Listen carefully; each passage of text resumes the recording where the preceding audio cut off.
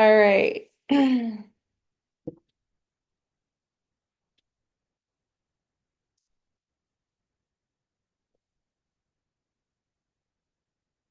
Greetings, fellow explorers. My name is Michelle Mondragon, and I am One Wind Astrology.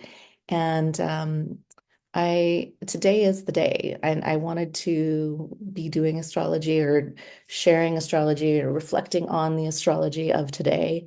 Um, Today, we will experience Pluto ingressing into Aquarius for the last time, never to be seen, not never, but not to be seen again for a very, very long time. So what I wanted to do was kind of go back and just reflect on what the last 16 years have kind of been like, and or at least just show you when Pluto entered Capricorn, show you that chart, and I don't know, we'll just riff and see what comes out, see what happens. So we have the ingress for Pluto 0 Capricorn for November 26, 2008, approximately 6 p.m. I'm in Arizona. There we go. And yeah, here's what it looks like. I'm going to kind of remove some of these. There we go. A little cleanup there. Cleanup on aisle 9. All right, so here we have Pluto over here ingressing into Capricorn. Now, just the one thing when I start talking about or thinking about anybody mentions Pluto and Capricorn, I have this vivid imprinted memory that my mind always refers back to, and it's um, I'm literally just driving in my truck, my big truck. I think it was like I don't remember exactly what it was, but my husband at the time converted it to like to burning oil, like biodiesel. Yeah, that's what it was. And I was making this commute back and forth to to school at the time. I went I was a massage therapist, and I went back to school to get more education, and I had just had um my daughter. And so it was kind of like a big deal, and just to, make space and time for more education when she was little. And anyway, so my memory was very vivid of, um, even though I didn't understand at the time fully that what was happening was a signature of Pluto. Um, it was when Obama took office, and I remember driving down the street listening to a report about the bank bailouts, and um, just that huge market crash, the housing and everything just went to shit. And I remember listening to a report driving down the street in my biodiesel. I don't even remember exactly, um, you know. Anyway, it's irrelevant, but I remember the market crash. I remember the discussion about Obama having bankers come to the White House and giving them a bailout or bail in. I don't know how, the technicalities of that, but basically, my whole life trajectory in that first 2008, I didn't see it's November, so, and Obama took office in probably sometime in January, right? So, yeah. Interesting. So what can we expect with um, Pluto going into Aquarius? Should be interesting. And I don't want to make any conjectures here. I'm just not experienced enough to make any. I mean, I could speculate, of course, but I do think we probably will see and have been seeing the deterioration of our institutions and like financial institutions and um, the way that we see and use money certainly will shift, and the shift of power also. So and you don't need to be an astrologer to see that right now. And that's the beauty of astrology. It confirms, kind of gives some comfort to why these things are happening, or the influences that we're experiencing. Um, yeah, so here on the 26th, we see um, the Sun, Mercury, Mars in fiery Sagittarius. And there's a little trine to the north or the south node. Yeah, so south node um, releases. And so I think it was like kind of, I mean, I think it was the beginning of the end of the Pluto or sorry, the Pluto Leo generation. They certainly cultivated a big boom over the 16 years, but now um, I believe we'll see a shift in the um, who's showing up, because the folks that have Pluto in in Leo are much older and kind of coming, they're in their sunset years. And so I think we'll see a new generation of Pluto. Well, actually, I think it'll be Pluto, Libra, and Scorpio kind of stepping in a little bit here, a younger generation into leadership. Uh, let's see. And then we had, yeah, so it was Venus and Jupiter. So this was the signature of the ingress. And that's why I mentioned the South Node in Leo. The person that came to my mind was sunset of the Leo generation. But obviously, they've had a good run. They've had a good run in the markets. They've had a good run, uh, in the social programs, and most of them haven't really been. They've been able to experience and enjoy the most of our boom era here in the United States. And then we have this um, North Node in Aquarius. Funny enough, this North Node is right on my South Node. Interesting. Chiron and Neptune. So let's see. And there's like some quincunx to the moon. So yeah, things that are hidden, obscured, illusions are um, propped up.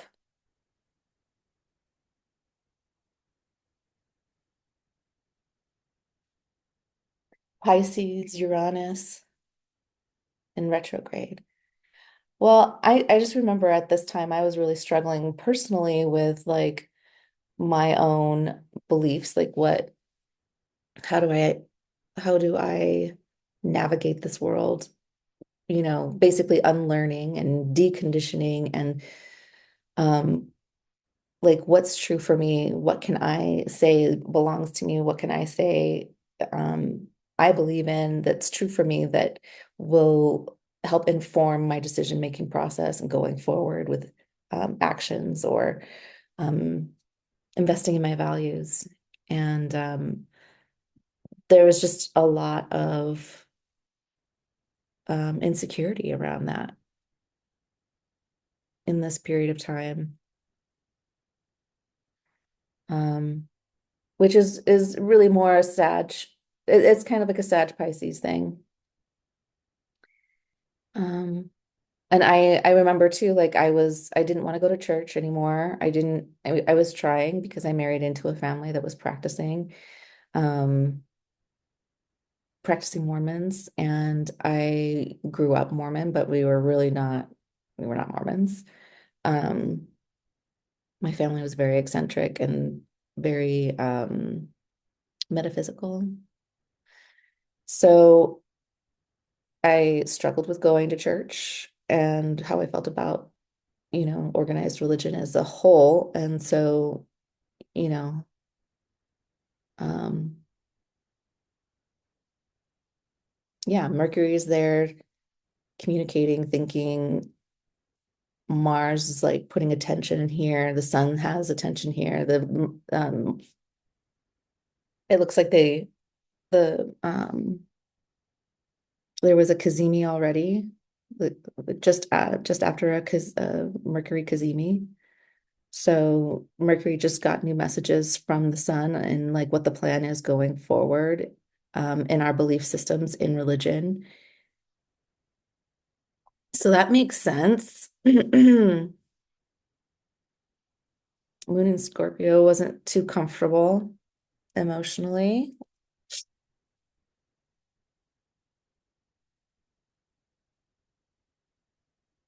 I mean, we've seen a load of technological advances, so that and especially in health. So the Chiron there, really interesting signature.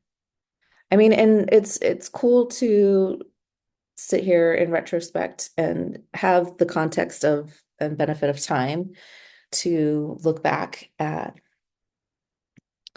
how this signature has played out. And so I'm going to go ahead and, just oops, go back to Pluto into Aquarius.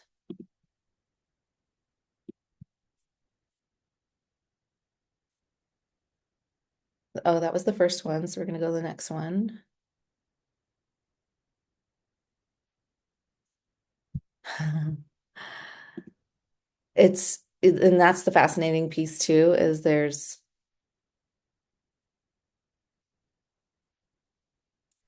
Pluto went 3 times. Look at this. Okay.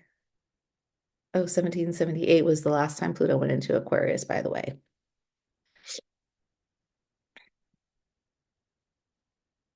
So March, June, January of this year,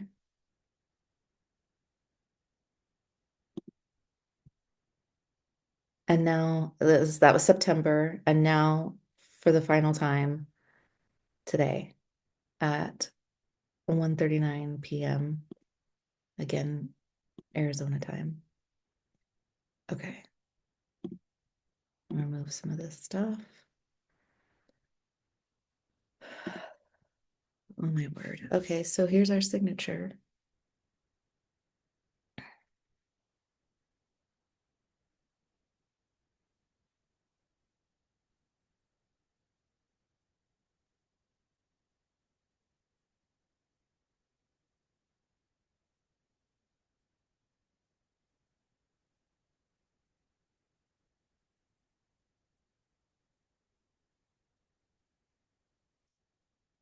So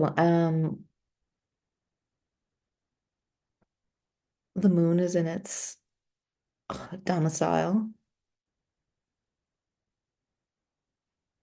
but it's making a weird, strange aspect with Mercury. But there's some communication there.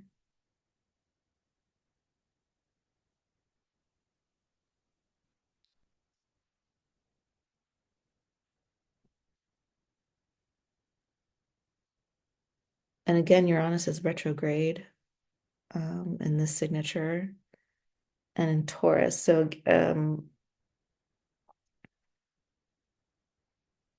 yeah, money, values.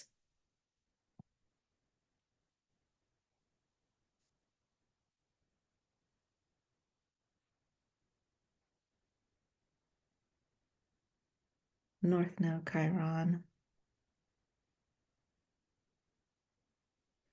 Yeah, so Saturn's on its way to meet Neptune, and Neptune's on its way into Aries.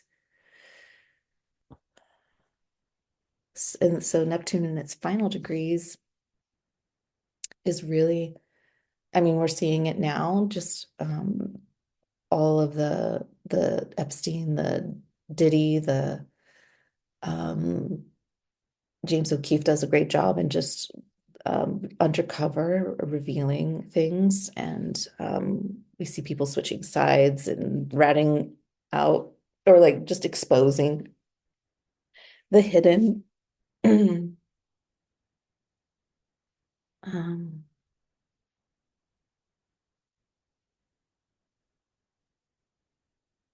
Venus in Aquarius, or sorry, Capricorn.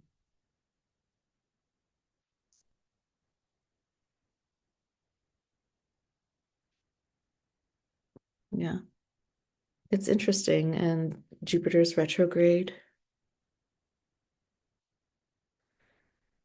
And I believe Saturn just came out of retrograde, so it's still kind of, I don't think it's moving at full speed yet. So let's see. No charts. Yeah. Mm,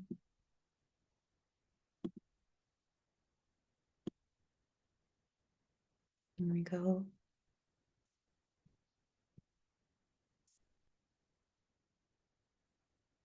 So this is my little cheat sheet. The signature here is more feminine,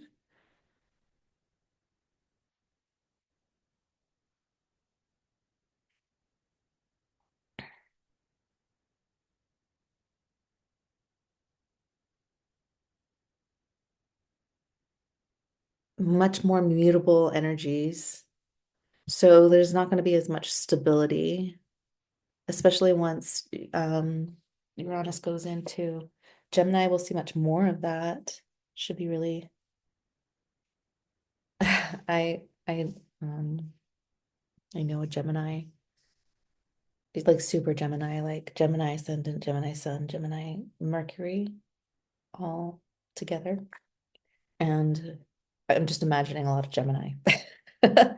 And like the sporadic, unpredictable, and disruptive energies of Uranus.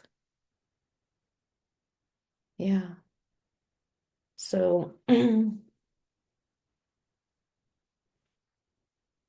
so Venus does pretty well in Capricorn. It doesn't do as great as it would in Libra or Taurus. Um, I would say the same thing for there's like a mutual reception for Mercury and Jupiter here.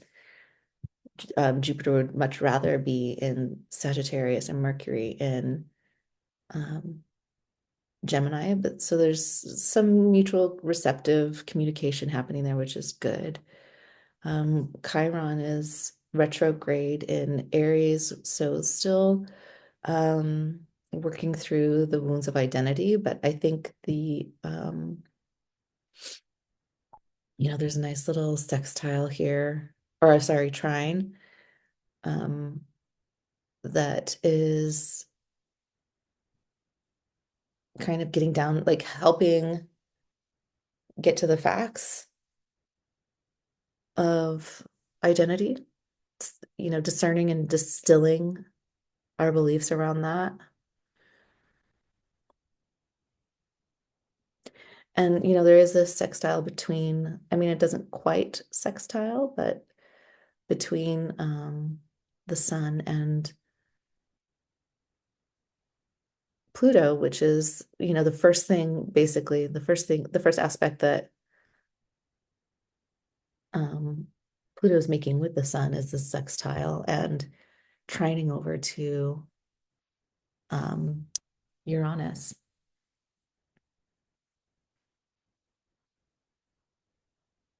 Yeah. And I see the South Node and Libra, and I kind of get the same vibes of when I was looking at the previous chart. Um, I think we'll see like a really strong glow up for Libras, Pluto Libras, maybe some early degree Scorpio, um, Pluto Scorpios, over this next 20 years. Mhm. Um, which would be great. Great to get some, fresh blood and infusing the culture with more representative energy. So like they're summiting, they're peaking, they're right, the momentum's moving. And this is just intuitive, I don't really know. But that's the vibe that I'm getting when I'm looking at it. So yeah, that's really all I wanted to do was just because I am a beginner studying and I love consuming astrology, and I have my favorites, and I can do a video about that another time. But I really want to switch from having this internal narrative and like my everything in my mind and um, like practicing talking about it and identifying it and just, contemplating it aloud to, maybe some of you who see this video um, can hop in the comment section and let me know what you think about the last 16 years of the previous Pluto transit and what your thoughts are about this upcoming Aries transit. And maybe we can learn some things from one another and kind of just get a feel for what might be coming up. And um, yeah, so that's it. That was my intention. And so I'm gonna leave it here and I'll see you in the next video. Bye. Oh, don't forget to like, subscribe, leave a comment. I appreciate the support, and we'll see you in the next one.